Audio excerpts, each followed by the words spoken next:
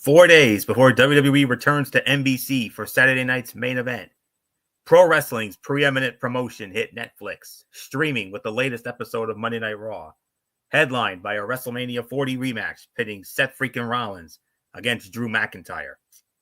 The marquee matchup between two top stars in professional wrestling headlined a broadcast that also featured the latest from newcomer Penta, New Day's first match since their shocking betrayal of Big E, and Bayley's first match since rejoining the Red Brand as part of the transfer portal, as revealed by Raw General Manager Adam Pearce earlier this afternoon. What went down? Who emerged with momentum on their side? And how did it impact Saturday's primetime special? Find out now with this recap of tonight's Raw, emanating from the American Airlines Center in Dallas, Texas. For this is Ridiculously Raw. Hey there, welcome everybody to Ridiculously Raw, the most must-see show on YouTube and StreamYard.com today. I am your host, Anthony Florio, joined as always by good old MF Michael Fletcher and the Phenom, Michael Bullock. Before we start here tonight, I do want to take a moment. We do have some breaking news out of the world of sports, and unfortunately, Fighting Irish fans, we did not get the happy ending. We did not finish the story, unfortunately. It is now official. The Ohio State Buckeyes have won the college football playoff national championship, defeating the Notre Dame Fighting Irish by a final score of 34-23 from Mercedes-Benz Stadium in Atlanta, Georgia. We will have a full recap of this game Friday night as part of TXN Sports World NFL Friday when we preview the conference championship games. But gentlemen, I just want to take a quick moment here. I want to get a small something off my chest before we get into the business at hand here tonight. And that is, yes, it didn't go the way I would have liked. Yes, I am disappointed with the loss. But damn it to hell, you absolutely have to give Notre Dame a lot of credit. They very easily could have just folded. But no, they fought. They fought and they fought and they fought with hearts of champions. But it was that last wide open play by Jeremiah Smith and that field goal that sealed it for Ohio State. But 31-7 in the third quarter, Notre Dame got to within 31-23, and we're thinking, oh my goodness, could they possibly pull this off? Is this the old question went through my head, and that was, so you're saying there's a chance? But unfortunately, it was only fitting too, Anthony, because remember, guess where you were? Atlanta. Don't we remember a certain Atlanta team that had an infamous choke job in a big game, particular football event? Falcons, yes. And who was the team that did that infamous comeback on them? The New England Patriots. I think there was a little bit of that voodoo going, and I will openly admit, I thought it was over. I honestly thought there was no way Notre Dame was coming back. But once they got that first touchdown and the 2-point conversion, I'm like, okay, let's see. Then you got that big turnover, and that's when even I started thinking, oh my God, they might do this. But, like you said, that big play by Jeremiah Smith basically was the backbreaker. And because of the missed field goal, too. Not really the field goal. That was kind of the insult to injury.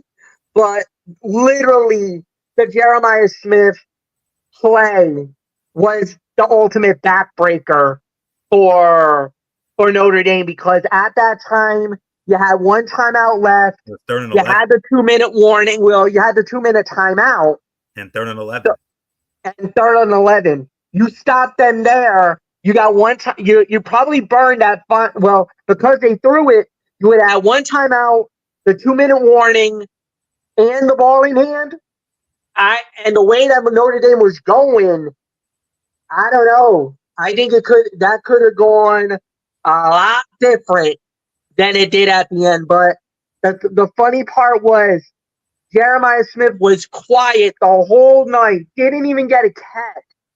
And the one catch he got basically was the icing on the cake, the proverbial nail in the coffin for Notre Dame. And yeah, the play that won the national championship for the Ohio State University. So, but can we at least give a round of applause to this Irish team for fighting the way absolutely. No. What the thing is this? Yes, they lost, but they're going to be just as dangerous next year. Remember, amen. Just for making the national championship game, Notre Dame pockets $20 million. And you don't have to split that with anybody. That's awesome. That's $20 million in your war chest where you can pull an Ohio State. You can lure some of these NIL guys to come and join your team. Marcus Freeman and the Fighting Irish has put themselves in a prime position to lure some of these guys that's in the transfer portal. You're going to get some guys coming to Notre Dame next year, Anthony. I would not be surprised if we see Notre Dame making another run at the national championship again next year. I'm going to call it right now. I think Notre Dame is going to be a threat next year. I like what I'm hearing. I like what I just heard. So it will not be easy because we got all those great teams. Your Oregons, your Georgias, your Alabamas, of course your Ohio States, and so many other great teams out there. And for Notre Dame to get as far as they did against all that stiff competition to get to this point, I cannot help but be very proud of this team here tonight. I wear this Notre Dame gear with pride tonight. I really do. And it says Notre Dame across my chest here and the ND logo right here. I'm disappointed about the loss, but damn it to hell, I'm proud of those kids out there, man. I'm proud of those young men here tonight.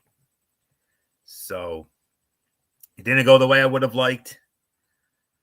I was really hoping that we could have had another celebration like we did a year ago, but unfortunately, it was not meant to be here tonight. But at least I do have another team. I have another football team, and we'll get into that on Friday night, as that other football team of mine will be playing their biggest game in 4 years. So we will have a lot more. We will elaborate a great deal more on this national championship game Friday night on TXN Sports World. When we preview the NFC and AFC championship games, we will lead off with our recap of this game here tonight. But once again, congratulations to Coach Ryan Day and the Ohio State Buckeyes. Once again, college football playoff national champions. Unfortunately, that cruel irony that we talked about has reared its ugly head. 1 year ago, it was Michigan dancing up and down the aisles with the national championship. And 1 year later, and the part that actually makes me sick is that MF and Bullock and their fellow Michigan fans have to watch their hated rivals parade around with that national championship trophy. That makes me sick.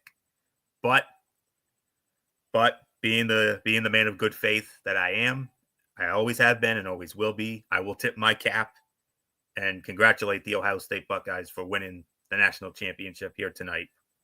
Full game recap Friday night on TXN Sports World. So, all right. So with all that being said, gentlemen, let's get to the business at hand and the real reason why we're here tonight. Monday Night Raw, live from the American Airlines Center in Dallas, Texas, the home of the NBA Western Conference champion Dallas Mavericks, and of course the NHL's Dallas Stars. Of course, you noticed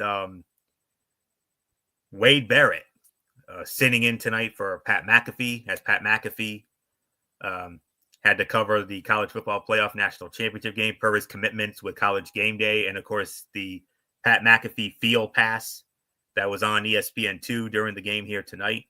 So it was Michael Cole and Wade Barrett on the call, and we started it off with an in-ring segment. Main event, Jey Uso coming out and cuts a promo. Jey Uso kicking off the show just days away from his shot at the World Heavyweight Championship against Gunther. The Ring General interrupted him and reiterated that Jey Uso is a mascot, a fun-loving cartoon character who does not belong as world champion, and he won't be after Saturday night's main event. Uso responded, reminding Gunther that he headlined the biggest show of the year, and after Saturday, he will be the World Heavyweight Champion. There was limited physicality, just enough to sell the match, before Jey Uso stood tall to close things out. This was exactly what it needed to be, the last opportunity to sell Saturday's show and the biggest match on it. Gunther started clunky, but recovered nicely and delivered a quality promo, while Uso responded confidently. A solid exchange in front of a red-hot crowd, this worked and generated more excitement for Saturday night's main event. Gunther said, "When I saw you walking out here like a complete dork." And then Gunther criticized Uso for betting on himself, but running to help Roman Reigns, Sami Zayn, and his brother Jimmy whenever they come calling. Jey said, "I am the mascot, and this right here is my team," acknowledging the fans. And he said, "There's only one of us who main evented WrestleMania, and it ain't you," Jey Uso said to the champ. So, fine start to the show here tonight. Solid way to start the show, and a great final sell for Saturday night's main event. So, not much more to say. MF, your thoughts as main event Jey Uso and Gunther with their final sell for their big World Heavyweight Showdown on Saturday night's main event Saturday night. Yeah. First off, man, Jey Uso is one of those guys, man. The yeet dance, the yeeting, the crowd was, Dallas came to play tonight, man. That was amazing. The visual that you guys see on Netflix was absolutely astronomical. It was loud. It was incredible. I really got nothing bad to say about that. As far as Gunther goes, it was a paint by numbers promo by him. Jey Uso, same thing. Very passionate, very fiery. Jey Uso, but it wasn't anything that would make me jump out of my seat that wants to be excited for this match. Even though they did what they needed to do, it was really good. I liked it. I enjoyed it. I'm excited. Now that we have this match now set to Saturday night and Saturday night's main event from San Antonio for the heavyweight championship of the world. One thing I need to say, and I've been hearing this a lot lately from a lot of the IWC, is that Gunther's reign has not been as successful or as impactful as they thought it was going to be. And a lot of people are pointing towards that crown jewel fight against Cody Rhodes, where Gunther kind of lost his luster on that night. And that ever since that loss, he's never really regained that momentum, that invincibility that he had when he became the heavyweight champion of the world at first. A lot of people feels like that Gunther has become an afterthought, which I'm not saying this, but the IWC is saying this. I actually believe, now I don't think it's going to happen, but I believe if there was ever a time for a world heavyweight title switch, Saturday night might be the night to do it. Main event Jey Uso is absolutely over. You see the crowd reaction that he gets. And I kind of feel like Gunther has lost his way. And I think getting him away from the World Heavyweight Championship, entering him into the Royal Rumble might do wonders and to re-kick and jumpstart the Ring General. I think now would be the time to give Jay his moment, give him the flowers, and if I'm Triple H, I would make Jey Uso the heavyweight champion of the world on Saturday night. I would actually pull the trigger and have Jey Uso win the World Heavyweight Championship on the Saturday night's main event coming up in San Antonio. I think Gunther needs a reset, and I think this would be the moment to do it. So, just me personally, I don't think they're going to do it because they're too loyal to Gunther to let him go out like that. But I feel like the momentum is on Jey Uso's side, and I do believe Gunther lost his luster and lost his fastball when he lost to Cody Rhodes, and they need to do something quick for Gunther to give him a reset, to make him that dominating champion that he was when he was the Intercontinental Champion, when he was the UK champion of NXT. He was doing really good as World Heavyweight Champion until he lost to Cody Rhodes. After that, his credibility got shot, and he's never recovered since then. I think it's time for a change. I think it's time for a new champion. Michael Bullock, it is all yours. Whoa, Bullock, how do you follow those words? I don't even know if I even can follow those words. I mean, it could happen, but like you said, Fletch, I think they're too loyal to Gunther. I think he's going to retain the championship, but you never know. Crazier things have happened before, and especially with it being Saturday night's main event, you never know what we can see. So, yeah, I think this is a good final build before their match this Saturday night. So, yeah, Jey Uso got the best of him, but the thing is, can he deliver in a big way? We'll find out. But I thought this was a good way to start this episode off. So, nothing more to say. Let's move on. In the 40-year history of Saturday Night's Main Event, I've only recalled 2 title changes in the 40-year history of that show. Only 2 times did a title ever change hands. July 29th of 1989 in Worcester, Mass, when the Brainbusters defeated Demolition to become the World Wrestling Federation Tag Team Champions in that 2 out of 3 falls match. The other, November of 1992, when the Heartbreak Kid Shawn Michaels defeated the British Bulldog Davey Boy Smith to become the Intercontinental Heavyweight Champion. Those are the only times that a title ever changed hands in the 40-year illustrious history of Saturday Night's Main Event. And it also depends on where they place it on the show. If it's the main event, there may be a chance. But if not, then I don't know. But we'll wait and find out. But that is one hell of a bold prediction from good old MF Michael Fletcher on that. All right. So with that, let's get into the in-ring action. Our first, we'll get into the match portion of the show now. And we started off with WWE Hall of Famer Rey Mysterio squaring off against Kofi Kingston, special guest commentator, WWE Hall of Famer, and a man who made a huge difference last night at TNA Genesis. I'll address that in my Tony's Take later on. None other than John Bradshaw Layfield. He sat in on commentary with Michael Cole and Wade Barrett for the first match of the night between Rey Mysterio and Kofi Kingston. And the winner of the match in roughly an even 11 minutes, it was WWE Hall of Famer Rey Mysterio defeating Kofi Kingston. And then the New Day attacked when it was over.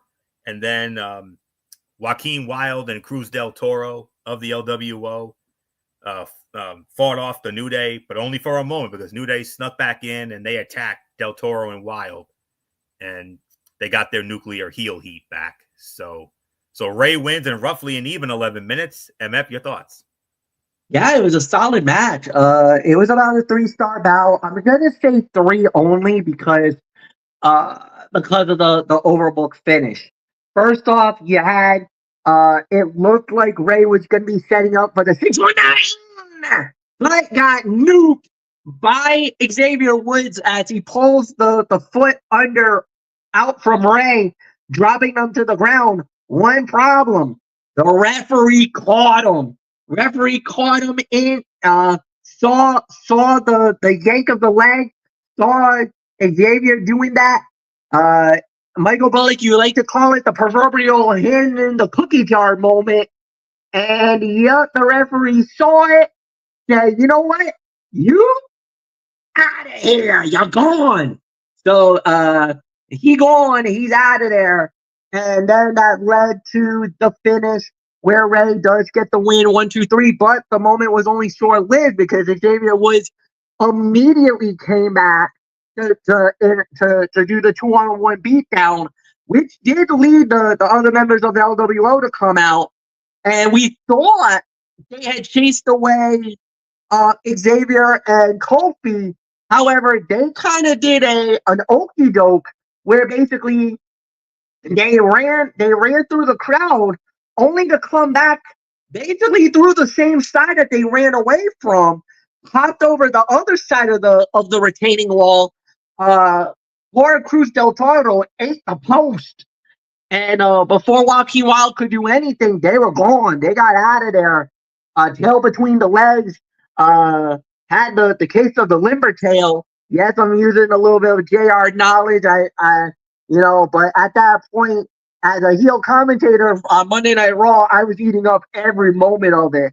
I definitely was laughing my head off, while Anthony Florio was the one saying that was a disgusting display by Xavier and Kofi.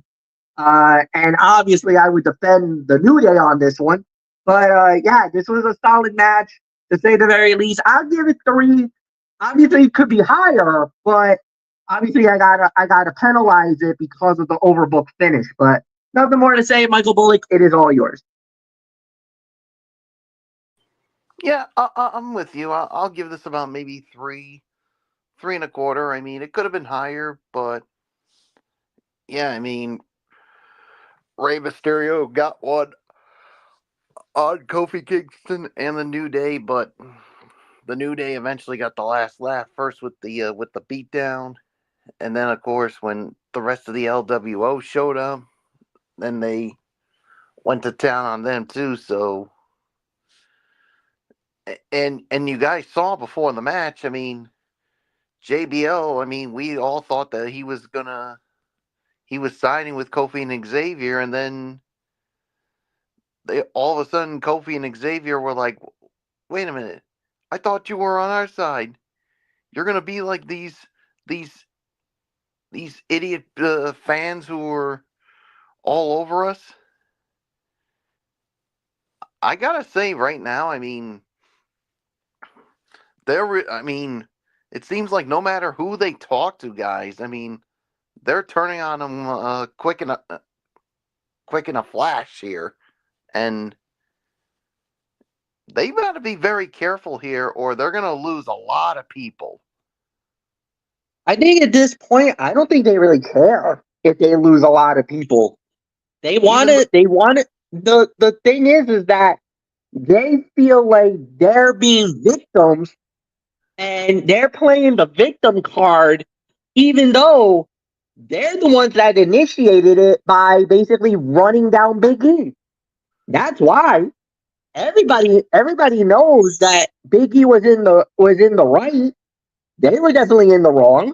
But the thing is, in their minds, they feel like they should be vindicated because of everything that happened. At the time, I would say I'll give you benefit of the doubt, but the way they've been acting, there's no benefit to Yeah, any job that they've been doing. there is no benefit, but do you really think they care? Absolutely not. Are they going to care what the three of us think? Even they're probably not. They're going to No. say, "Oh, the three of you don't know a damn thing about wrestling. You don't know what we've gone through." The thing is, you got three guys who's basically been following wrestling since, well, for me and Florio's case, since the 1980s. You came in a little more later, but like you were probably It in was the like the mid early 90s. '90s for me. Yeah, early to mid 90s for you. Me and Florio's been in it since the mid 1980s. We're showing our. I know I came in about 88. Florio, I So believe, was right around the same time. yeah, so Maybe a little sooner than that. so to No, it Kofi was and around Xavier, 88 MF. if you think we don't know anything about wrestling, then you don't know jack Y- shit about us. Yeah, So we would run circles around you boys about our wrestling knowledge. Trust me, and especially WWE World Wrestling Federation. Oh no, boys, you do not want to go there. You don't want that smoke. yeah, and You do not want that smoke. if you decide to go there, I'm gonna channel my inner phenom Mm-mm, and trust me, mm-mm. when you get that inner phenom coming out of me, it is not good. So all I could say to Kofi and Xavier, try me. Because if you think I'm gonna take it lightly, just like good old MF Michael Fletcher, when he gets in that cerebral viper mode, there is not a damn soul that wants to get in Fletcher's way. And I'll even say with Anthony Florio, because there's one thing you don't want to get. You don't want him to go 97 Bret Hart on your ass. And it's very rare for Florio to get into that mode. You really gotta, you got to literally push the right buttons to get Florio into that rage. What I happened know for tonight Bullock, definitely did. But Bullock kind of shows his heart on his sleeve. So sometimes it does come out on him. Mm-hmm. Me, I'm literally like the Randy Orton. Right? If I get those voices in my head, man, that's it. It's done. Yeah, it's done. It's finished. So, 3 3.25. It's yours, Florio. yeah, WWE Hall of Famer John Bradshaw Layfield joined the commentary team of Michael Cole and Wade Barrett for Rey Mysterio versus Kofi Kingston. Moments after taking a shot or two at Kingston and Xavier. It feels like Kofi Kingston should probably not be taking losses as New Day continues to build their new heel persona. But this at least made sense in that, without Woods, Kofi could not beat his Hall of Fame opponent. The match was quite good, though, even as Kingston discovers what his in-ring style looks like as a heel. So, and a couple of things here. New Day, Kofi Kingston said, "To be honest, y'all are starting to piss me off with all of this."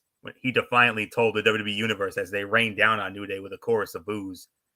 Michael Cole noted that this was the first showdown between Mysterio and Kingston in 16 years, before noting that Kingston won his first title, the Intercontinental Heavyweight Championship, in Dallas.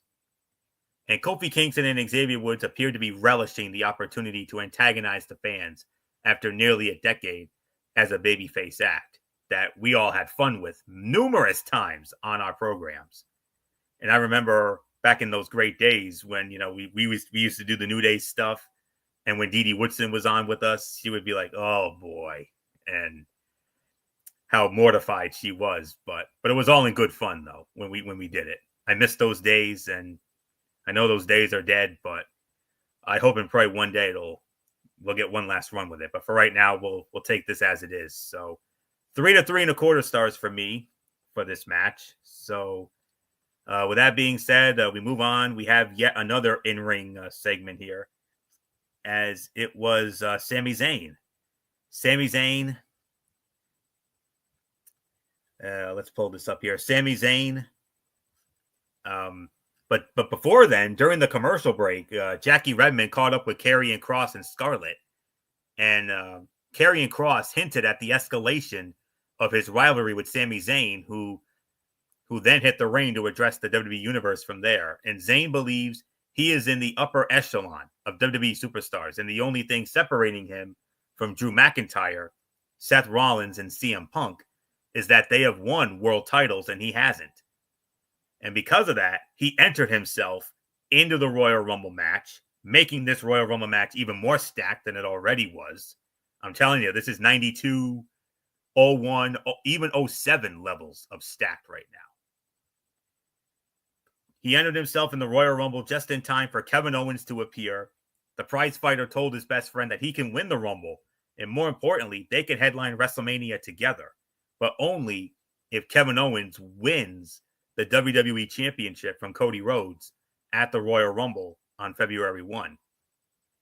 So there's your backstory. Michael Bullock, we have yet another big name added to this stacked field of the Royal Rumble. Sami Zayn has now thrown his hat into the ring.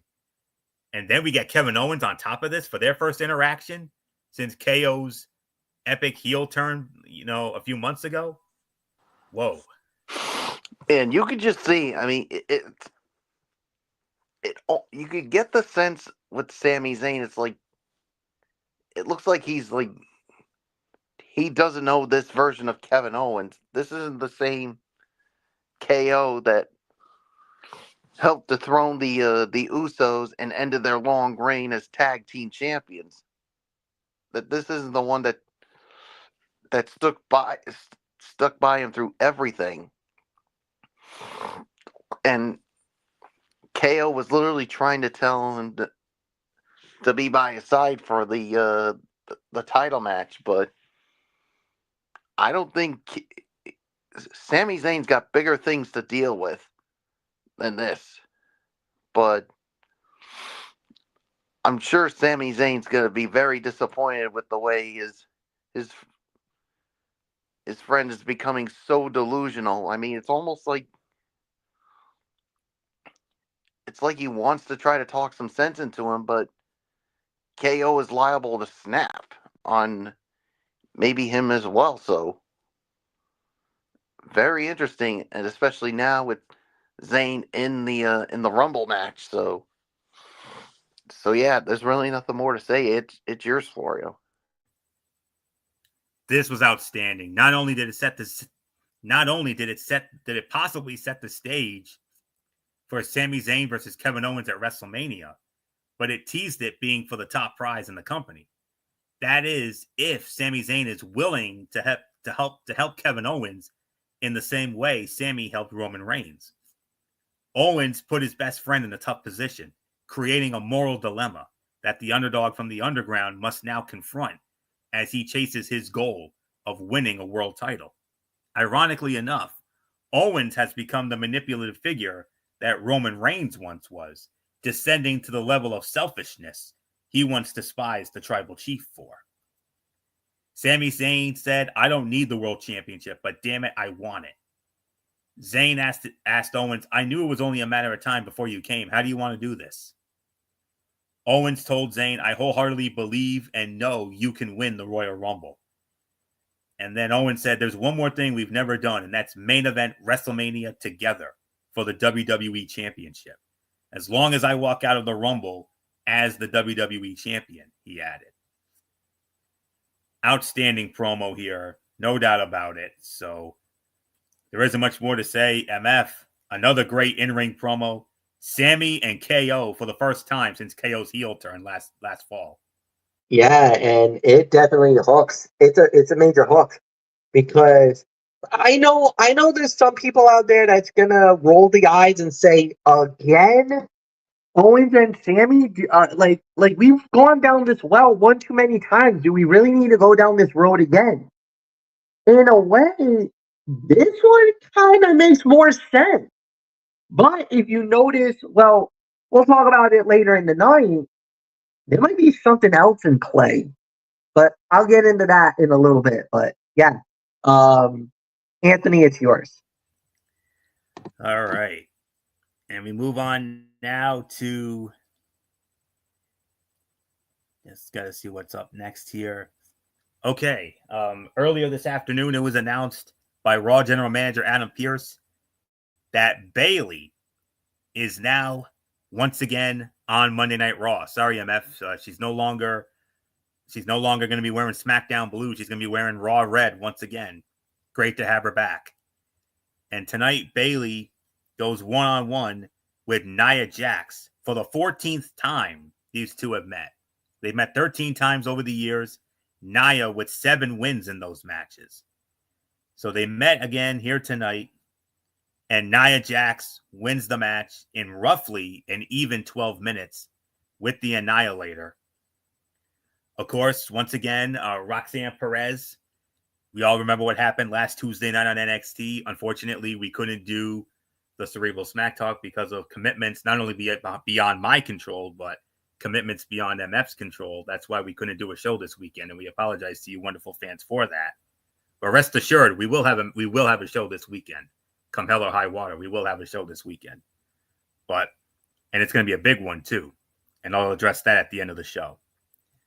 As I was getting into, we all remember what happened at the end of last Tuesday's NXT.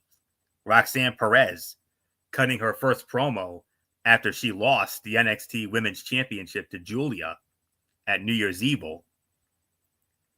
And it started off like a babyface promo, but then she went in, she remembered, oh, that's right, I'm a heel. So, and then she cut a heel promo, and then Bayley showed up, and then Bayley and Roxanne just went at it. They had a pull apart brawl right as NXT was going off the air last Tuesday night. And then from there, Friday night on SmackDown, Roxanne Perez was in the house again. Roxanne Perez was there and got in Bayley's face. And then yet again tonight, there was Roxanne Perez. And early distraction from Roxanne Perez. And then at the end of the night, it was Nia Jax who won the match. But then after the match was over, Rhea Ripley comes to the ring. We all remember at the very start of tonight's Raw, Nia Jax attacked Rhea Ripley. And then they had one hell of a brawl. Adam Pearce got angry. We all know how angry Adam Pearce can get. But Rhea Ripley very simply threw it down. And it is official. Saturday night, on Saturday night's main event, Rhea Ripley will defend the Women's World Championship against Nia Jax in a return match from the match they had in Australia last year at the Elimination Chamber. So we get a return match here. Bayley and Nia Jax have solid in-ring chemistry, and that was on full display here, though it did feel somewhat misguided to beat the role model in her first match back on Raw. With that said, the victory gives Nia Jax a quality win over a well-respected opponent and positioned her as the next challenger to Rhea Ripley and the Women's World Championship. And that is a big-time match that gets Ripley in front of a new audience against an impressive opponent she can battle back against. Roxanne Perez sat ringside, continuing to point toward a program with Bayley as she watched the role models square off with Nia Jax. And Michael Cole and Wade Barrett put over Nia Jax's mental approach to her matches and how that has become a key element of her in-ring performance now. What was once a straightforward, brute approach is now a more cerebral and methodical one. A great call from the duo that put Nia Jax over in a way we have not considered to this point. Yes, she can be annoying, but when it comes to her work ever since she came back, her work has been far better. And we may not like her. You know, Michael Bullock and I, we're not members of her fan club by any means. But she definitely has gotten better in the ring over in this latest go round. So I'll give this in excess of 3.25 to 3.5 stars. Very good match. And now, I don't know what else there is to say. MF, we just made Saturday night's main event even bigger. Rhea Ripley, Nia Jax for the Women's World Championship. Yeah, there's a lot of interchangeable parts that needs to be addressed. First off, the obvious. Yes, Nia jumped Rhea earlier in the night. That kind of got a lot of people a little fired up more than anything else because they're like, you know, again, they were claiming that Nia trying to hurt another talent. What else is new? Blah blah blah blah blah. But then after that, then you also had the thing about Roxanne Perez. Um, Roxanne Perez showing up, getting into the grill of to try to get into the situation.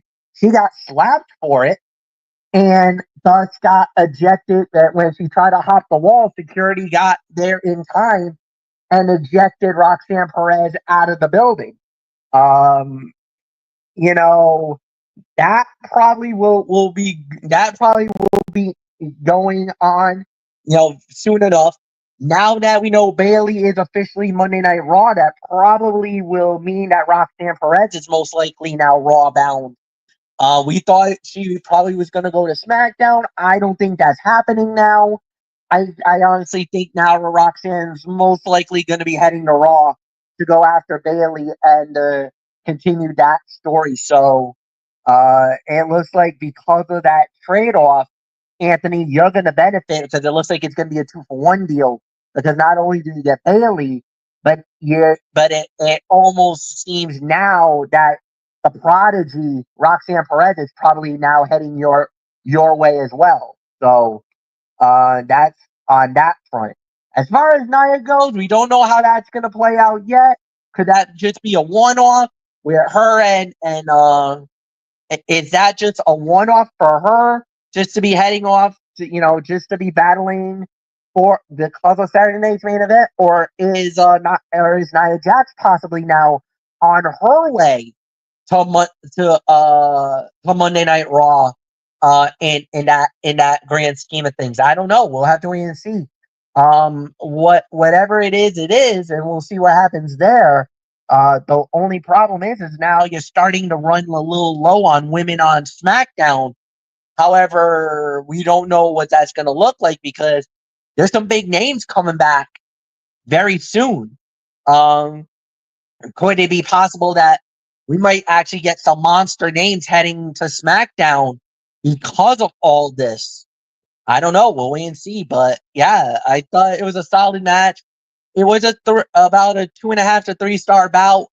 I'm actually not mad because, like I said, it did its purpose under a number of factors. One, you have to talk about Roxanne and Bailey. You got that, but it also made give us a sentiment or an excitement as it pertains to Nia versus Rhea and that situation. So we'll see what happens. Nothing more to say. And yeah, Michael Bullock is yours. Yeah, I'll give this about 2.5 to 3 as well. I mean, yeah, good win for Nia. Like Anthony said, he and I mean, we don't like her, but she has gotten better. But everything about her is still the same. I mean, especially like in that promo that Bailey did leading up to SummerSlam. Need I say more? So I think this could be just a one-off with Rhea and Nia for their women's world title match at Saturday night's main event. So we'll see what happens. So nothing more to say. Let's move on. All right, and we move on.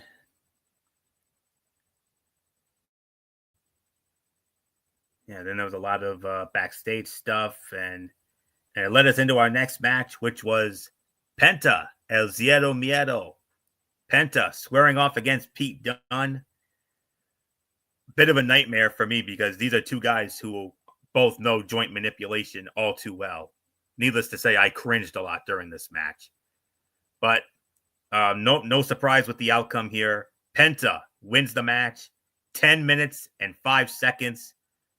MF, I mean, first it was Chad Gable, now Pete Dunne. Wow. Yeah, no, and I'll openly admit this, not as good as the match last week with Chad Gable, but still a solid fight, Still a solid match. It was about 2.5 to 3. I'll give it that.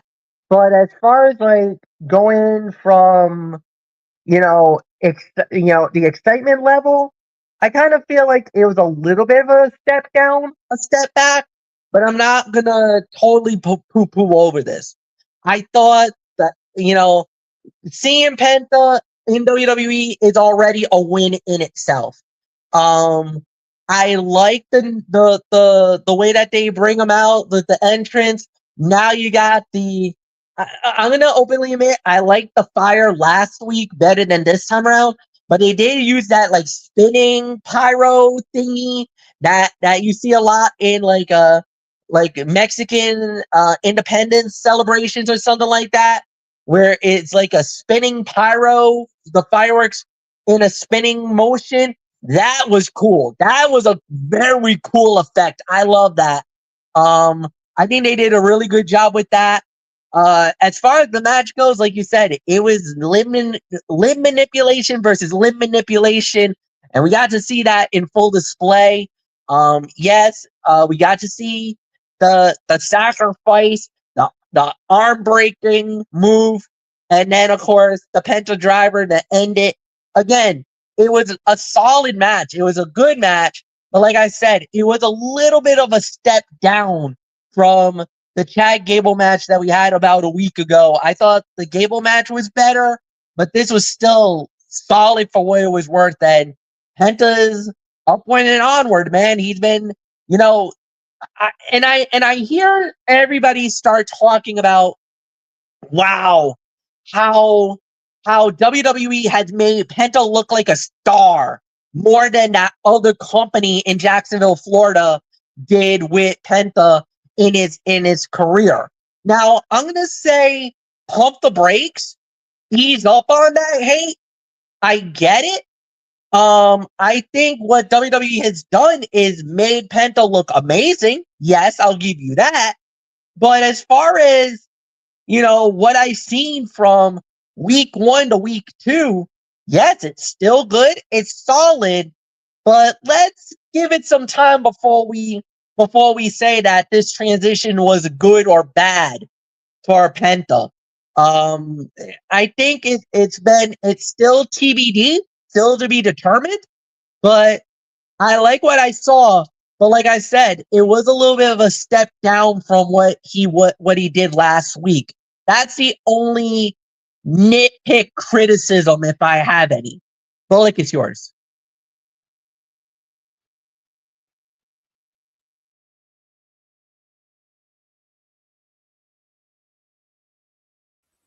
Bullock, are you there?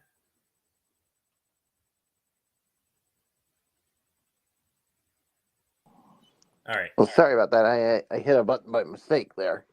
That's all right. What are we talking about? Penta against Pete Dunne. Penta winning in 10 minutes and 5 seconds. Yeah, I'll give this about maybe 3.25, teetering on 3.5. I mean, what can you say about Penta? I mean, he 2 matches already in, and he's becoming the thing right now in WWE. I mean, for those who haven't seen him wrestle, you got to go out of your way to check this out, because it is, as Booker T would say, good. So I'm gonna give this about, like I said, 3.25, teetering on 3.5. So it's yours, Florio. Yeah. This was about a 3 to 3.25 star match. The presentation of Penta and his in-ring work has elevated Penta exponentially upon his arrival to WWE and Monday Night Raw. He is incredibly over with the fans, has backed up the attention and hype with his performance between the ropes, and the commentary team treats him like he is one of the top-tier stars on the show. A great follow-up to last week's flawless introduction.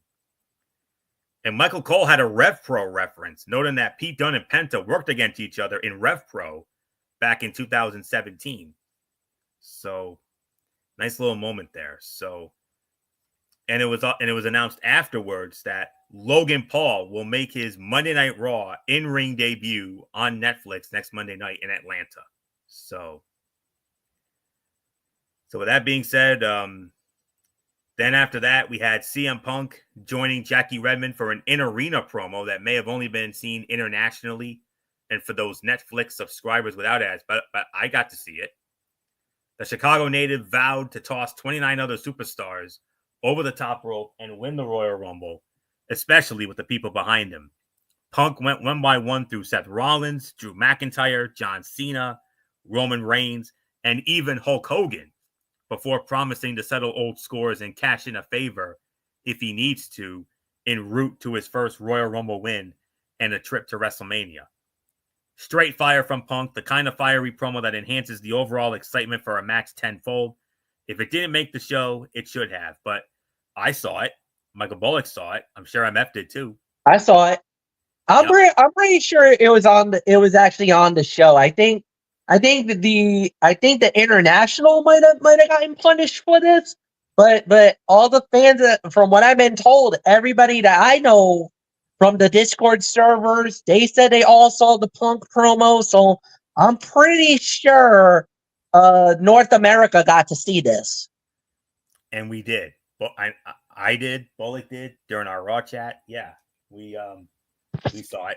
So that's really all it was. I mean, it was, they had this little platform in the arena, and one line that really stood out to myself and Michael Bullock when Punk threatened to toss Hulk Hogan's dusty old ass over the top rope and kill Hulkamania for good. Nothing has ever sounded better, brother. And then Punk also teased cashing in the favor Roman Reigns and Paul Heyman owe him. An interesting scenario that may present itself on February 1 in Indianapolis. All right. We move on now to a cool down match here. I just need to see if this is we had all right, Bullock. All right, there we go. All right, Damage Control squaring off against Pure Fusion Collective. It was Io Sky and Dakota Kai. They squared off against Shayna Baszler and Zoe Stark of the Pure Fusion Collective. And it was Dakota Kai and Io Sky winning the match 6 minutes and 25 seconds. Do we have a quick thought about this? MF, quick thought? It was kind of paint by numbers type match. Solid victory for Io and for Dakota. And for Dakota, it's a nice bounce back win for her, especially after losing in the finals of the Intercontinental title tournament. So it's kind of more of a get right win for them. And it's also a measure of revenge too, because of the fact that it was the Pure Fusion Collective that actually injured fellow Damage Control member, the Pirate Princess, Kairi Sane too. So it kind of served its purpose more than anything else, more than what we got. Yeah. I'm with Fletch. I mean, it is.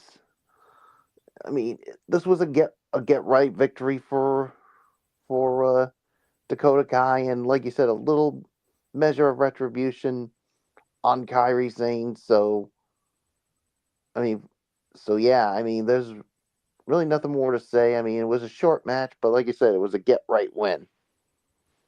2.5 stars, and by default, the worst fight of the night, even though it wasn't remotely all that bad. A good solid tag match that saw the right team and wrestler go over. Io Sky is on a different level right now and has momentum behind her in the same way Bayley did entering last year's Royal Rumble. There may be newcomers, surprise entrants, or returning legends, but I think right now Io Sky feels like as good a choice to win the 30-woman Royal Rumble, the women's Royal Rumble match, than anyone. So, and the crowd loved Io Sky, who I believe is as ready to win the women's Royal Rumble match as anyone at this point. And also, I believe she's arguably the best pound-for-pound women's wrestler on the active roster today. So 2.5 stars for that. Coming up next Monday night on Raw in Atlanta, Logan Paul will make his Monday Night Raw in-ring debut. The War Raiders will defend the World Tag Team Championship against JD McDonough. And sitting in for Finn Balor, it will be Dominic Mysterio. So it'll be JD McDonough and Dominic Mysterio challenging the War Raiders for the World Tag Team Championship, and we'll also get an appearance from the undisputed WWE champion himself, the American Nightmare, Cody Rhodes. Gentlemen, And I don't know about. And we talked about this for you. I got a bad feeling about this when it comes to that tag title match, okay. especially what's going on with the Judgment Day. Yeah. I mean, something stinks, and I don't like it. The thing is that with everything that's been going on, it almost feels like there's a wedge being driven. And look, Dom is saying that he would step up for the crew, that he would want to, bring the belts back for the crew. What if he pulls it off? What if Dom actually pulls it off and him and JD wins the tag team championships? I mean, what an indictment that would look for Finn Balor if Dom could actually pull this off and win the belt. And I think we know. I mean, what kind of a role does Liv Morgan have in all this? Yeah. Because remember what she said when she said that, well, Finn hasn't been doing a lot of winning lately.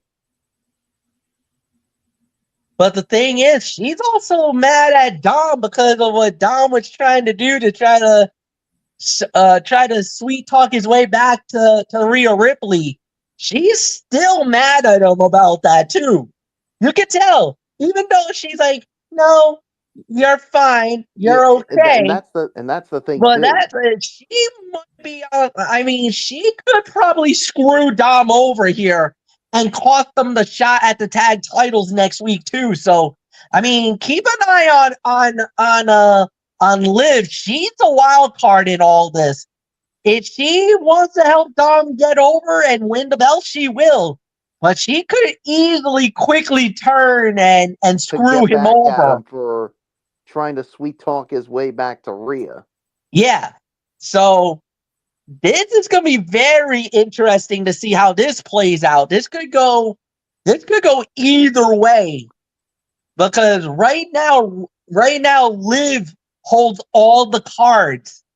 How mad is she really at Dominic for what he was trying to do to sweet talk his way back to Rhea? And the way she's been acting with Finn Balor.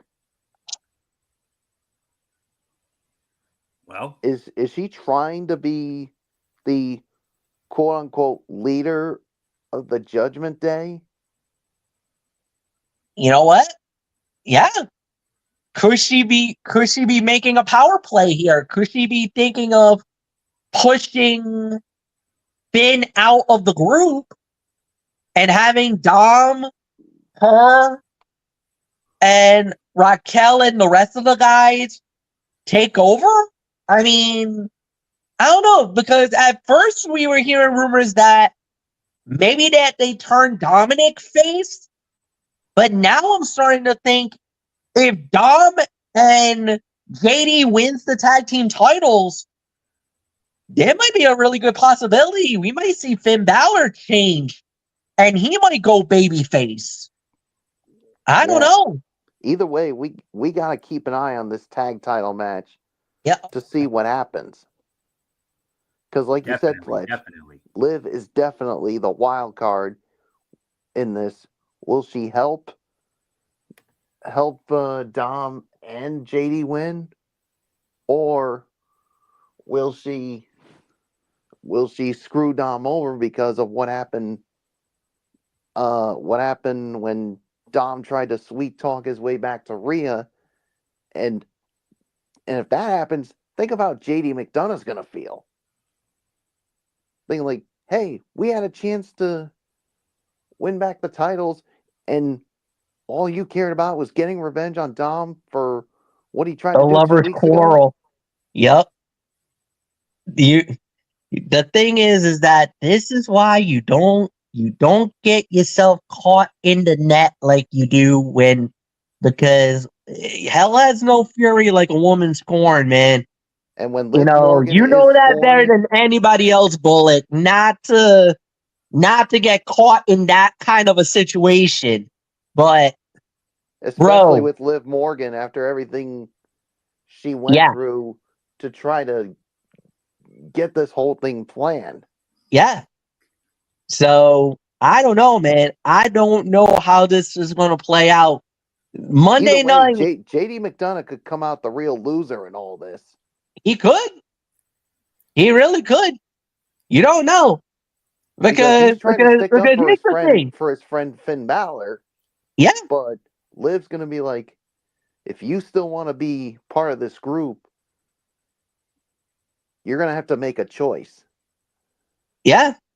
I don't know. We'll have to wait and see. Carlito, I don't think there's nothing to worry about with Carlito. I think he's looking to try to get with Raquel. And I think we all can confirm that. He's trying to get Raquel. Raquel doesn't want nothing to do with them. Carlito, amigo, I don't know what to do, man. I don't know what to do with you, bro. You're the just don't get on Raquel Rodriguez's bad side. True. True. Because you don't want to mess with Big Mommy Cool. Nah, man, she'll drop you with that Tahana bomb. It'll be good night. It'll be night. See ya. It'll be night. Yeah. So we will see what happens with all of this going forward. So we will find out. So so with that, we have one last order of business to do on this Raw here tonight. Return match from WrestleMania 40. Last year, these two men battled for the World Heavyweight Championship. Seth freaking Rollins was the champion. Drew McIntyre, the challenger. Drew McIntyre won the match, became the World Heavyweight Champion. And then, of course, all that CM Punk stuff, and which all he had to do was leave well enough alone. He did not. And that opened the door for Damian Priest to cash in, and the rest of that is history. So we had the return match over 9 months in the making. Seth freaking Rollins, Drew McIntyre, winner of the match in an even 17 minutes. Seth freaking Rollins. Whoa. But then after the match was over, Drew McIntyre attacked Seth Rollins. Sami Zayn made the save. And Sami Zayn was going for a haluva kick on Drew McIntyre. He hit Seth Rollins by mistake. Oh, boy. Was it a mistake there, Florio? I don't think so. Oh, I know where we're going with this. Michael Fletcher, stop it. Don't be sorry. That was an accident. You know it. Hey, you want to get a leg up in the Royal Rumble? You want to soften up your opponents, man? That's the perfect way to do it. Brought back an old classic Saturday Night's main event commentary moment for you. What's the Royal Rumble all about? Getting guys out over the top rope. No. And what's the old saying? Every man for himself. Because the prize. Come on, Florio. You know this. You've known this for a long time. I have known this for a long time. I will admit that it looks like an accident, but you know me. I had to do it. And of course, me and Florio had an epic moment on commentary. That's what we did. And yes, Florio did start with the stop it. Don't even go there. That was an accident. You know it. That was an accident. You know it. And I was like, are you sure it was an accident? Are you sure that was that? To me, that looked like he just took his head off with that haluva kick. So. But nonetheless, Seth freaking Rollins wins the match in an even 17 minutes. I believe Bullock starts it off. So, Bullock, your thoughts on the main event? Fight of the night for sure. I'm going to give it about maybe 3.5, 3 3/4 of a star here. So not really gonna get into too much because we've already talked a lot tonight. So Florio, it's yours. Fight of the night, and it was a strong match with the added storyline elements after it. Make this a major thumbs up to wrap up the show. This was a solid 4 to 4.25 stars. Fight of the night, no question about it. So, MF, your thoughts on the main event, and then we'll get into our overall review. 4 stars, no doubt about it. Fight of the night, great matchup, great fight. I enjoyed it. Nothing more to add. Florio, it's yours. All right, overall review here. Now, let's address the elephant in the room. This show tonight had very stiff competition from the College Football Playoff National Championship game. But the good news is no more competition with football until next season. So we're looking at in excess of 7.5 to 8 months that Raw is going to be free as a bird on Monday nights. With that being said, while not quite up to the level of last week's show, this was another strong offering from the flagship show, complete with the introduction of Sami Zayn in the main event storyline. And who knows, maybe potentially the WWE title picture. The in-ring portions of the show were strong. The storyline developments were equally as good. Jey Uso and Gunther kicked off the show on the right foot with a quality in-ring promo segment, and Seth Rollins and Drew McIntyre brought the goods in the competitive main event. Add to that great stuff out of the women's division, and CM Punk absolutely cooking Hulk Hogan, and you have a show that continued the trend of high-quality Netflix broadcasts. I will give it in excess of 7.5 to 8 out of 10. Not much more for me to add. MF, your thoughts? 7 to 7.5 out of 10. I thought it was a very good show. Oh, by the way, for all you nerds out there, 2 hours and 35 minutes. The time for Monday Night Raw. Like Triple H has been saying nowadays that he wants to try to get this within 2.5 hours. We got 2:35 tonight. Solid show. It was pretty good. 7 to 7.5 out of 10 was my rating for the show. Michael Bullock, it's yours.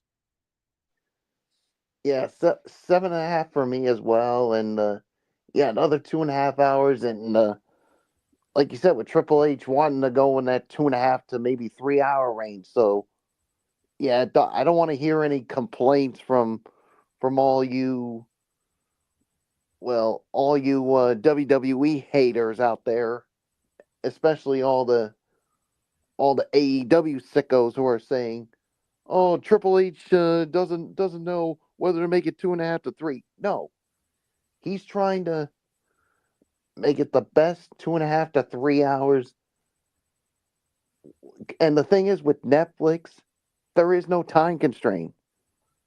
They end it when it's time, whether it's 2.5, 3, what have you. So stop. Just wait till we get to the road to WrestleMania. That's when we're probably getting 3.5 hour Monday Night Raw, boys. That's when it gets crazy. Right now, I'm good with 2.5 hours. Yeah, I'm good with it too. I'm good with it. Yeah. And we'll try to start right after it on next week's show. Well, the only reason why it was because of the national championship tonight. Yeah. I don't think we were not going to start the show in the middle of the national title game. Nope. Absolutely not. Nope. That's a hard no. Yeah. So, yeah, 7.5 for me. Yeah. All right. So, with that being said, gentlemen, we're going to do a special Tony's Take tonight. TNA Genesis. Oh, my goodness. What a show last night from the Curtis Colwell Center in Garland, Texas. And a lot of developments out of the show last night. First thing is first, we have a new ring announcer. And this new ring announcer is someone that the three of us know very well from her days as a backstage interviewer for NXT.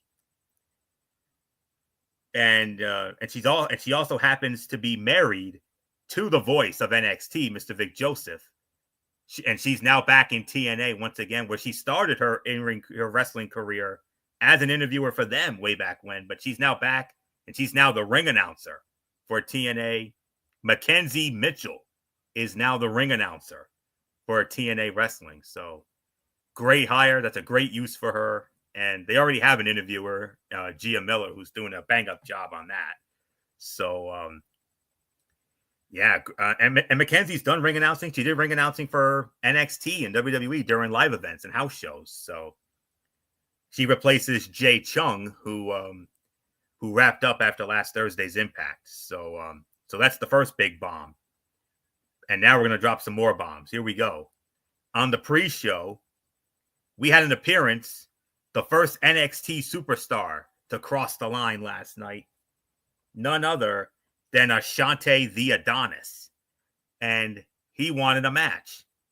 Well, he got a match, all right.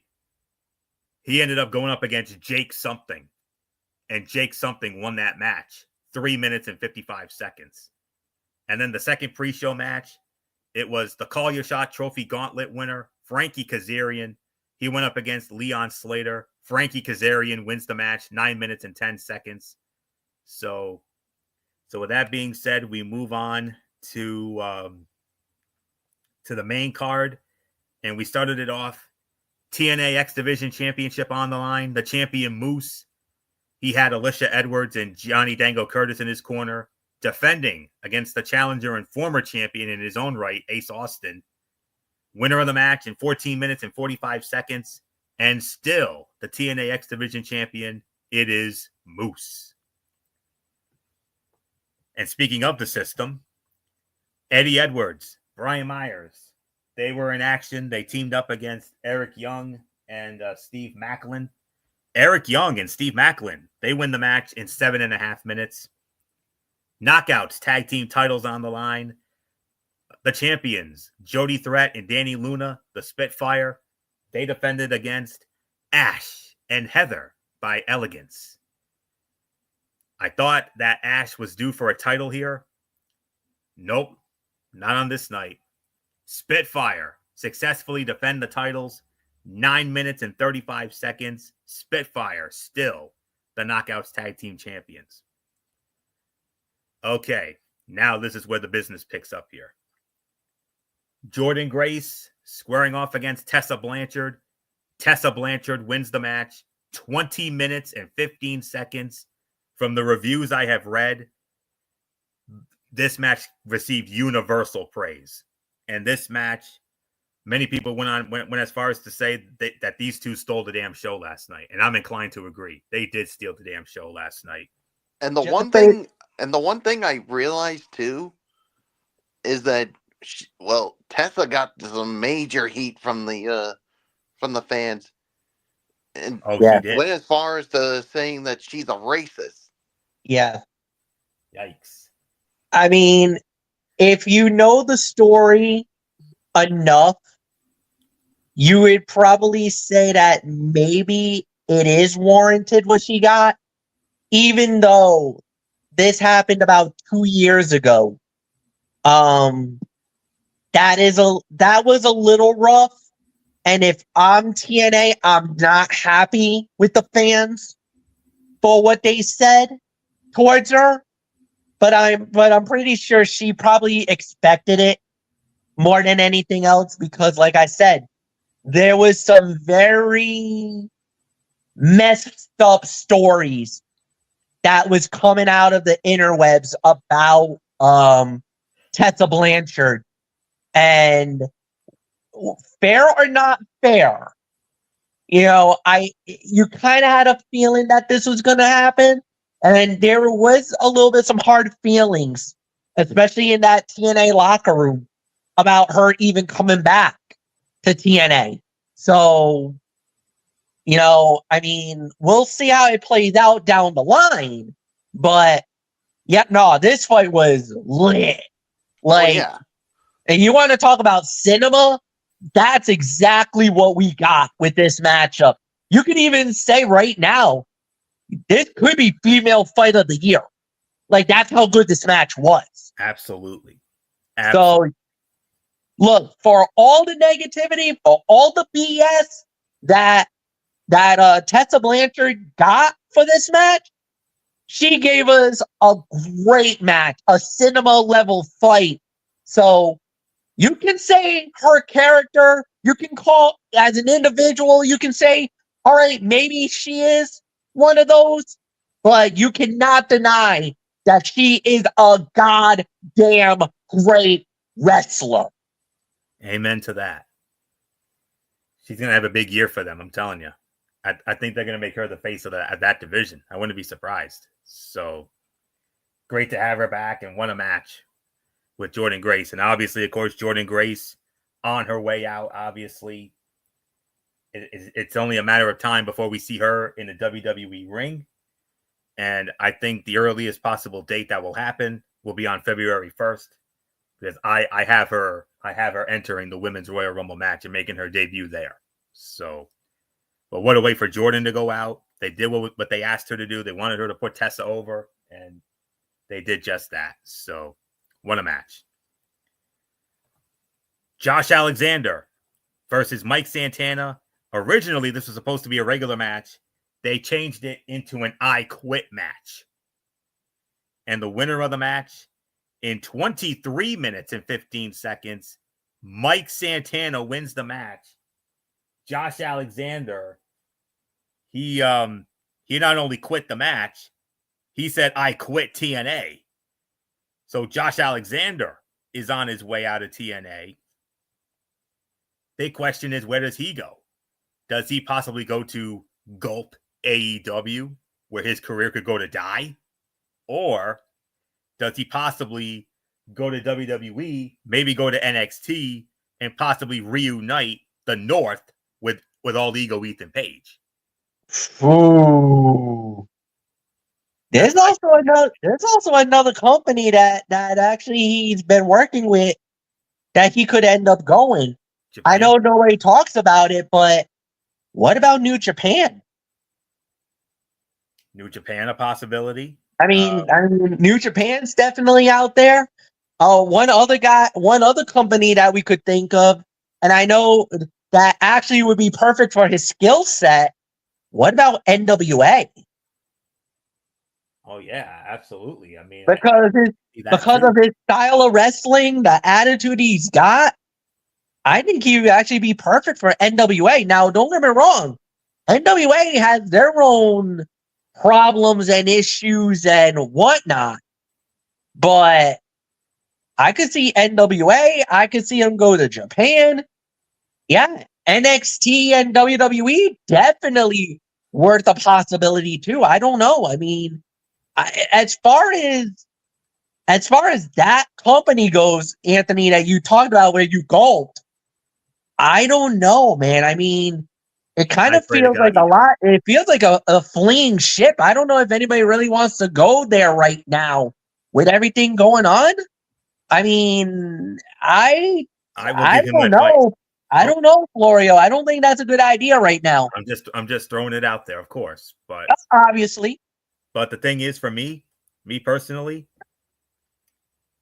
listen to the three of us when we say to you, Josh Alexander, if you're done with, if you're quitting TNA, you're quitting TNA. That's fine and dandy. But wherever you go, don't go to AEW. Your career will be dead in a second. So, yeah. AAA in Mexico, I know they're definitely a consideration. New Japan, definitely, I would think about. NWA, I wouldn't do NWA, Josh, because I feel like they would be just as bad as AEW is right now.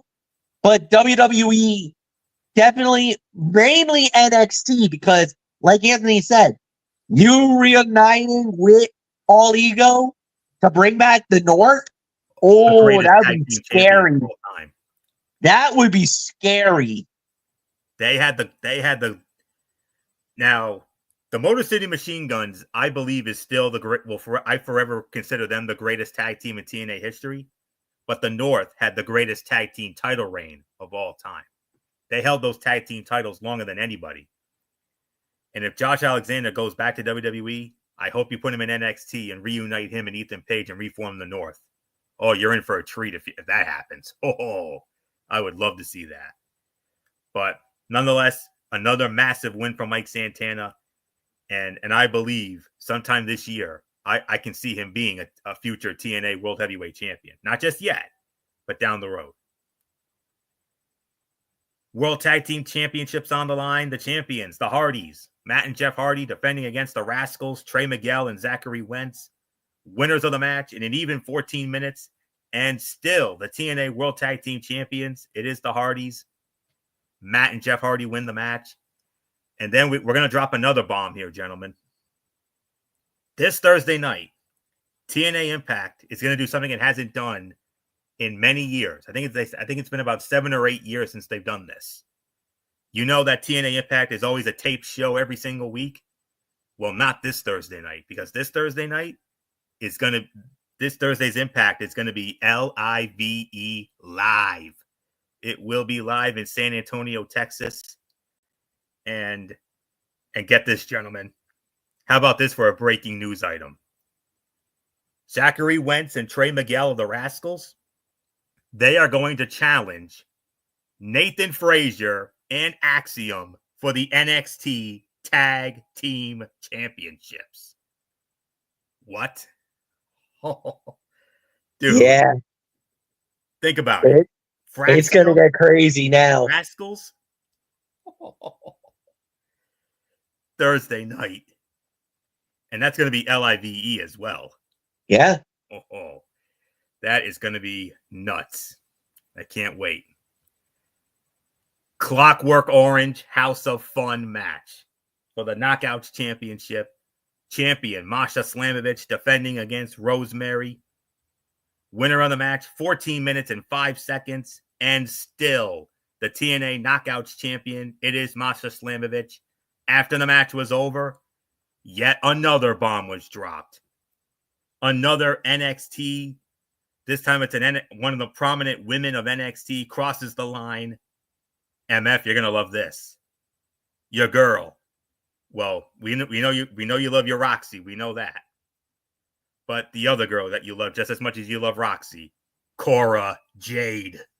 Yeah, let's just say the crowd reaction said it all. You know what? Sometimes they give the reaction where it's mild. It's not like, who is this? No, everybody knows Cora Jade.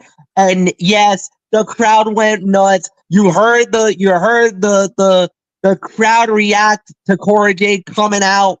And is she sniffing around, thinking about that TNA Knockouts title? If there's one girl that could possibly pull it off and win a championship, Cora Jade could do it. She might be one of the biggest threats from that NXT crew that could actually legitly win a championship, steal a title away from TNA. She could do it. She's one of them. Absolutely. And then we move on to the match we were all waiting for. Beforehand, Ryan Nemeth, he ran his mouth, and Santino Marella, he laid down the law. He said that Ryan Nemeth, you are barred from ringside for the main event. And it was the main event. TNA World Heavyweight Championship on the line. The champion, the wanted man, Nick Nemeth, defending against Joe Hendry. During the match, Frankie Kazarian tried to cash in his Call Your Shot Gauntlet trophy. Didn't happen. Why? Because of WWE Hall of Famer John Bradshaw Layfield. Clothesline from hell. Lays out Frankie Kazarian. And oh, by the way, Ryan Nemeth tried the old, hey, I bought a ticket, man. And he tried to get in. He got in JBL's face. Yeah, not a good idea. JBL knocked his ass out. And when all was said and done, the winner of the match, 19 minutes and 10 seconds, and new TNA World Heavyweight Champion, Michael Bullock. Let's do it. Let's do it, baby. Here we go. Say his name and He appears. I believe in Joe Hendry. I believe in Joe Hendry. He did it. Finally, by God, finally, Joe Hendry realizes his dream, and Joe Hendry, at long last, is the TNA World Heavyweight Champion. MF, how about it? Yeah, this was a moment. I saw it happen live. I heard the internet exploded in kind. History being made, unprecedented crowning. Joe Hendry finally winning the most elusive title that he's been trying to get for the last 6 2 months. years. Yeah. It's been at least 2 or 3 years.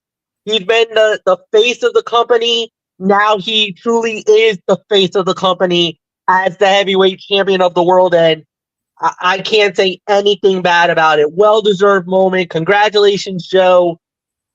Yeah, this was exactly what it needed to be. A history-making moment. And a great night for TNA Genesis. And it was an amazing show. And with all the surprises, all the NXT people who showed up, all the great moments, all the developments that came out of it. And Thursday, a live show. It's the most excited I've been for a TNA Impact show in a very long time, and I cannot wait for Thursday night. And if they're smart, they'll start the show with Joe Hendry. They got to start it with Joe. They have to start it with him. So that's all I'm going to say on that. But of course, that NXT Tag Team title match, Fraxium against the Rascals, that is going to be cinema. So I don't know what else there is for me to say on that. So that's it. That will put the bow on this edition of Ridiculously Raw. I want to thank you all so very much for tuning in as always. We'll be back with you again, of course, for our new schedule. We will not be back with you again until Friday night. TXN Sports World NFL Friday. We will recap. We will have we will elaborate a lot more on the college football playoff national championship game. Ohio State, Notre Dame. Ohio State winning the championship here tonight, defeating Notre Dame 34-23. We'll break down the X's and O's of the game, of course, and give our thoughts on it. And then after that, we will preview the NFC championship game, the Washington Commanders versus the Philadelphia Eagles. And in the main event, we will preview the AFC championship game, the Buffalo Bills versus the Kansas City Chiefs one more time. That'll be on Friday night. And then Saturday night, we got a loaded Cerebral Smack Talk for you guys. We got NXT. We got SmackDown. And we're also going to have Saturday night's main event on top of all that. So needless to say, Saturday night's going to be a loaded show. And then 1 week from tonight, we do it all again. And we kick off Royal Rumble Week, gentlemen. Royal Rumble Week. Monday Night Raw's go-home show for the Royal Rumble from the State Farm Arena in Atlanta, Georgia. And that's basically all there is to say on that. We'll get into Raw. And then I will have the recap of the special live TNA Impact. And that's it. So until Friday night for the Conference Championship edition of TXN Sports World NFL Friday, this is Anthony Florio here for good old MF Michael Fletcher, for the Phenom Michael Bullock, and in spirit, always and forever, our First Lady of Talking Wrestling TXN, the one and only Twisted Angel Dee Dee Woodson. You know the routine, everybody. Thumbs up. Talk to you later. Yeah. Throw it up, Fortune Force style. Bye for now, my friends. God bless. Be good to each other. Have a blessed week. And until Friday night, for the Conference Championship edition of TXN Sports World NFL Friday, you have been watching Ridiculously Raw right here on the Zone 25 on YouTube and StreamYard.com. And remember, my friends, no matter what anyone tells you beyond anything else, and especially after what happened tonight, wrestling is indeed actually real. For everybody who has been a part of this one, for now, Anthony Florio, so long, and bye, everybody, bye.